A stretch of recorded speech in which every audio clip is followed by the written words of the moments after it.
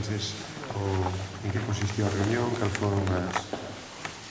en fin, a vosa postura, que lle comentaste ao conselleiro. Bueno, primeiro que fixemos foi a entrega de un manual que decimos para querer o galego, na medida que pensamos que é moi necesario, xa que vimos de confirmar que estamos ante un conselleiro que realmente é un dos enemigos máis grandes que ten o idioma neste momento no país, non? Ao mesmo tempo, tamén lle trasladamos a noso rexeitamento ao procedimento que está a levar a cabo,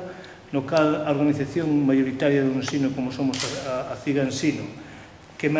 estamos a un día, 2 días de ter convocado unha folga, nos reciba, despois de recibir a todas as organizacións estas horas da tarde. E ao mesmo tempo tamén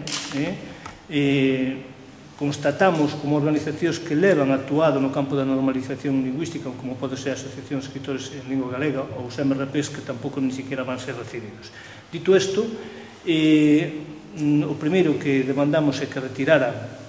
as bases, xa que son bases que o que persiguen é reducir a presencia do galego no ensino. Son bases no cal tamén amosan unha querencia absoluta porque o noso idioma deixe de ser un idioma de uso colectivo,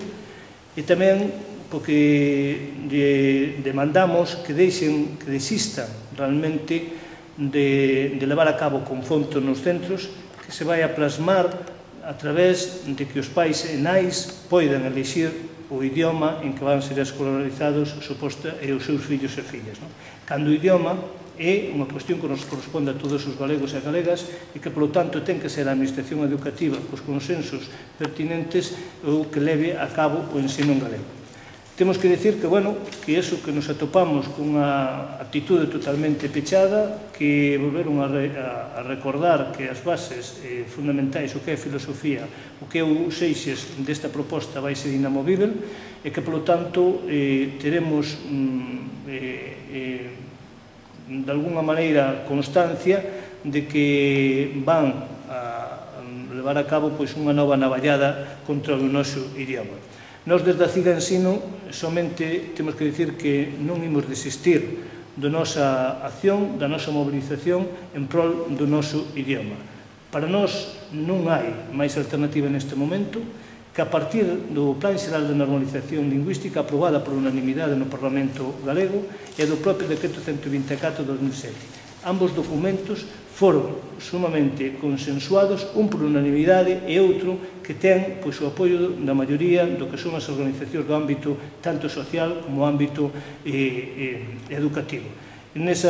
Despois do desenvolvemento que tal como se deu a reunión, realmente confirmamos que a folga do día 21 colle aínda máis forza na medida en que persiste a persecución contra o noso idioma, de que persiste a proposta de reducir a presencia do noso idioma e de que persiste a intención que o noso idioma deixe de ser un idioma de uso, un idioma realmente útil, un idioma con dereitos como ten que ser un idioma como é o galego propio do noso país. Sin embargo, comprobamos como mesmamente a proposta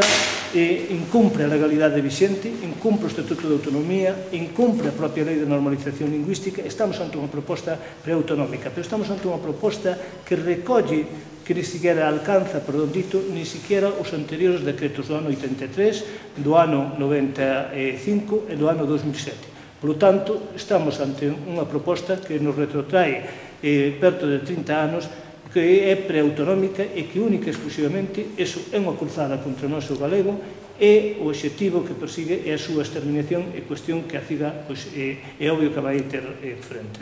E tamén lle trasladamos que como organización maioritaria que somos do ensino, nos imos apoiar ao profesorado que até de agora veu impartindo sempre as súas aulas en galego, fundamentalmente aquelas materias que era de obrigada impartición, que vai ter o apoio do sindicato, e que, porque sabemos que é a función dun docente galego,